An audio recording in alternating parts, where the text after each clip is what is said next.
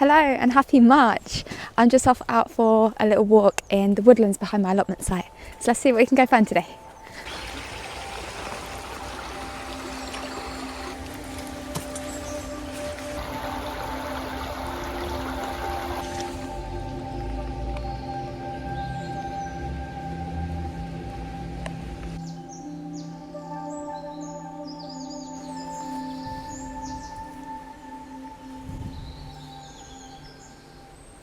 We've got all of the raspberries starting to leaf up now.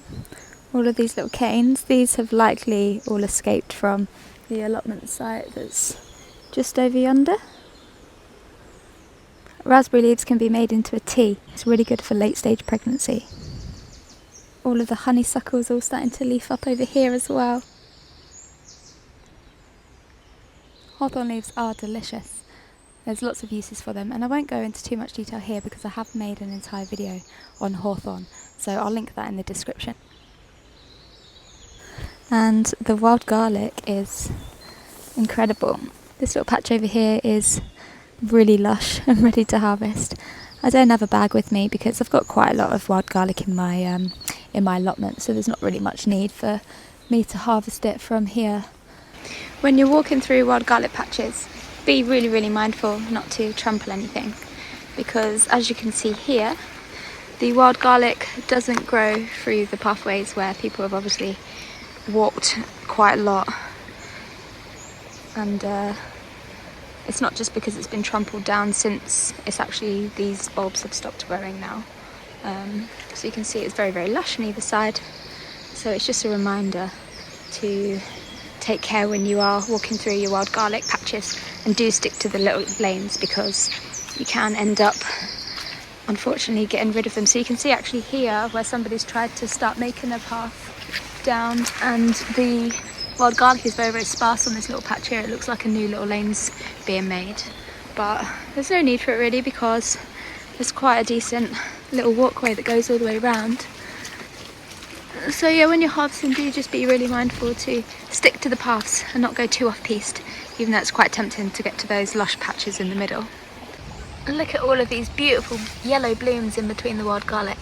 This is golden saxifrage, and it is a very tiny little plant with minuscule little flowers, but it does really brighten up the forest floor in the dark depths. It's really pretty. Look at it all. Golden saxifrage is such an underrated little late winter, early spring green. It's got quite a mild, peppery taste to it, quite similar to rocket, but it's not quite as spicy as rocket, and it's much prettier as well. It absolutely loves damp ground, so look for it next to streams, lakes, ponds, and in boggy areas as well. So these flowers are very tiny and inconspicuous, and you can see the tiny little yellow stamens as well.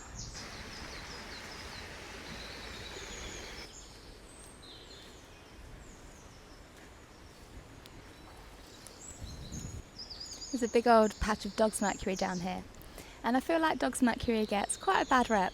Yes, it is a toxic plant when eaten raw, but it's also an indicator species of ancient woodland, and it's got a long history of medicinal use as well. The leaves can actually be used to make a blue dye, and the juice from dog's mercury as well has actually been used to help treat menstrual pain, and it can be used to help reduce warts and sores as well.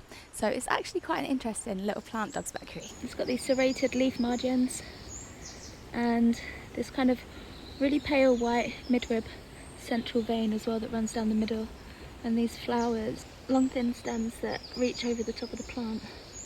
But it's a very pretty little woodland plant. We've got a patch of comfrey coming through back here. Comfrey is one of my favourite plants. It's really good in the garden. I have lots of this growing all around the edges and under each of my fruit trees as well, because it helps to draw up nutrients with its long taproot right from deep in the soil and bring that up to the surface. And then you cut down the leaves and then add them as like a drop and drop mulch, and then it just feeds your plants, and it's really awesome mulch and fertiliser. I can see one lonely little tree and flower over there, and it's drawing me towards it. Let's have a look. We got some confetti on the floor. It's a windy day, and all of these Little petals are all floating off into the air. It's quite pretty.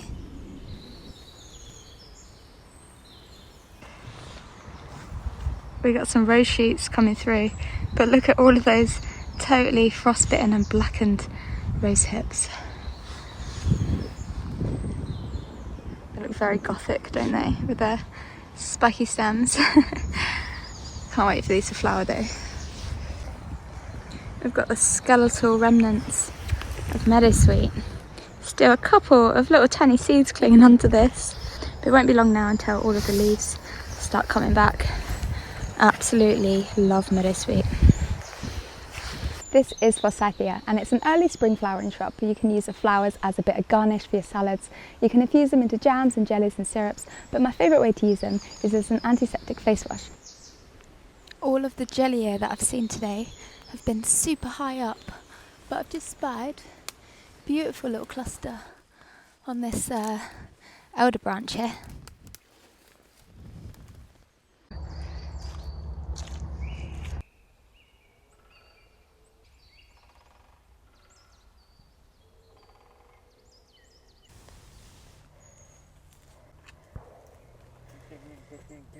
Is that a badger skull? Wow.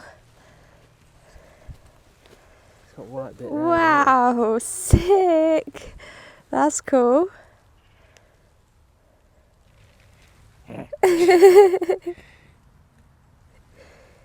Wow, that's cool. It's still got the hair on it, look. Yeah, Turn it outside that down. must be skin there. Sick. That's cool. Interesting. I've never seen it with a movable jaw before. That's cool. There's a big badger set in this woodlands. The tiny little dandelion buds are starting to come out. If you find these in abundance, you can pickle them like capers. They're pretty tasty. Down here, all amongst the dandelion, are little tiny yarrow leaves all popping up, and I've been harvesting a little bag of fresh leaves to make a tea with, because yarrow is really good for helping to soothe menstrual cramps. It's so nice to see the daisies back in town.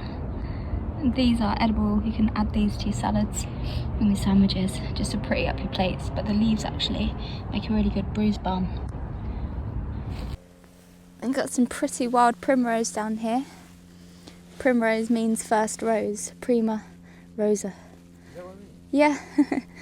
You can actually eat primrose leaves just like lettuce. They've got quite a neutral, mild flavour and quite fresh and crunchy, just like lettuce. Chris,